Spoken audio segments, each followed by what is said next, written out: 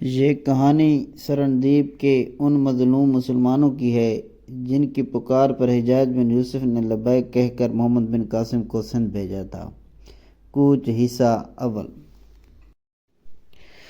جب سے سندھ پر لشکر کشی کی اجازت دربار خلافت سے آ گئی تھی، اس وقت سے مسلمانوں نے تیاریاں شروع کر دی تھیں، چونکہ کسی مسلمان کو بھی یہ خیال نہ تھا کہ راجہ دہر مسلمانوں کو رہا کر دے گا۔ اس لیے مسلمانوں کا ہمیشہ سے یہ قاعدہ رہا ہے کہ وہ پہلے اہتمام حجت کر لیتے ہیں۔ چنانچہ حجت کو تمام کرنے کے لیے ہی حجاج نے قاصد کو بھیجا تھا، اور اب تمام مسلمان اس قاصد کی واپسی کا انتظار کر رہے تھے۔ یہ انتظار کی حد ہوتی ہے، آخر اس انتظار کی بھی حد ختم ہو گئی اور ہارون واپس آ گیا۔ اس لیے تمام روایات حجاج کو سنا دیں۔ حجاج کو پہلے ہی یہی توقع تھی۔ دوسری روز تمام مسلمانوں کو معلوم ہو گیا کہ دہر نے صلح کی درخواست مسترد کر دی۔ اب زور و شور سے تیاریاں شروع ہو گئیں۔ منجنیقیں درست کی جانے لگی۔ منجنیقیں چھوٹے چھوٹے برج ہوتے تھے جن کے ذریعے قلعوں پر سنگ باری کی جاتی تھی۔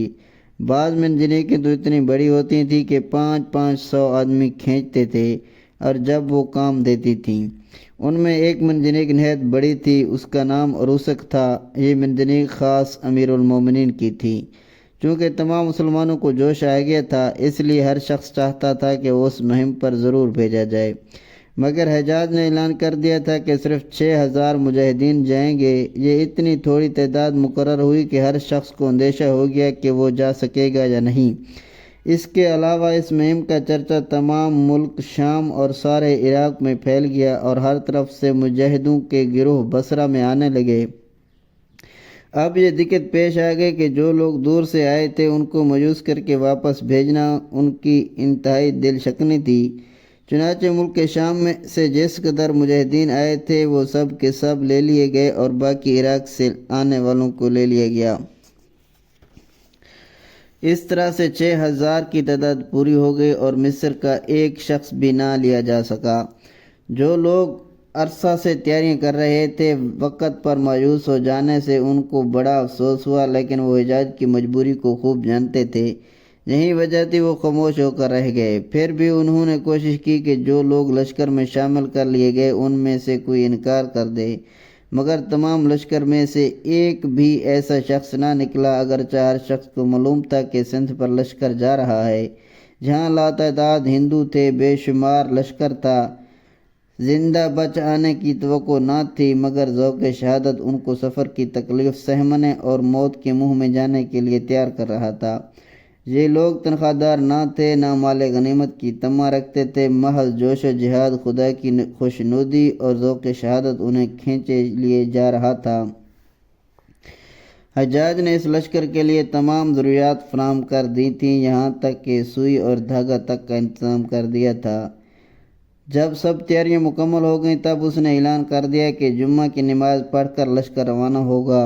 یہ اعلان 4 شنبہ کے روز کیا گیا۔ صرف ایک دن درمیان میں تھا، مگر یہ ایک دن ہی مجاہدین کے لیے شاق ہو رہا تھا۔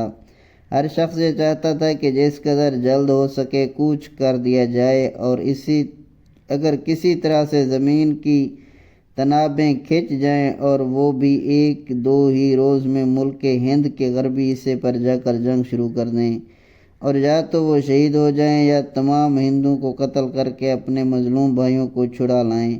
اور جو لوگ اس مہم پر نہ جا رہے تھے وہ مجاہدین کی خدمت کر رہے تھے۔ ہر شخص سے بار بار پوچھتے تھے کہ کسی چیز کی ضرورت تو نہیں ہے، اور اسے کوئی جھوٹوں بھی کسی چیز کی فرمائش کر دیتا تھا تو فوراً مہیا کر دی جاتی تھی۔ آخر جمعہ کا دن آ ہی گیا۔ آج صبح سویرے ہی سے لوگ غسل کر کے کپڑے پہن کر جامع مسجد میں پہنچ گئے تھے۔ سارے مجاہدین بھی آ گئے تھے، محمد بن قاسم بھی آ گیا۔ جب نماز پڑھی جا چکی تو حجاج ممبر پر کھڑے ہوئے اور انہوں نے بلند آواز سے کہا، میں اپنے بھائی مجاہدین سے کچھ کہنا چاہتا ہوں، وہ سب کے سب آگے بڑھ آئیں۔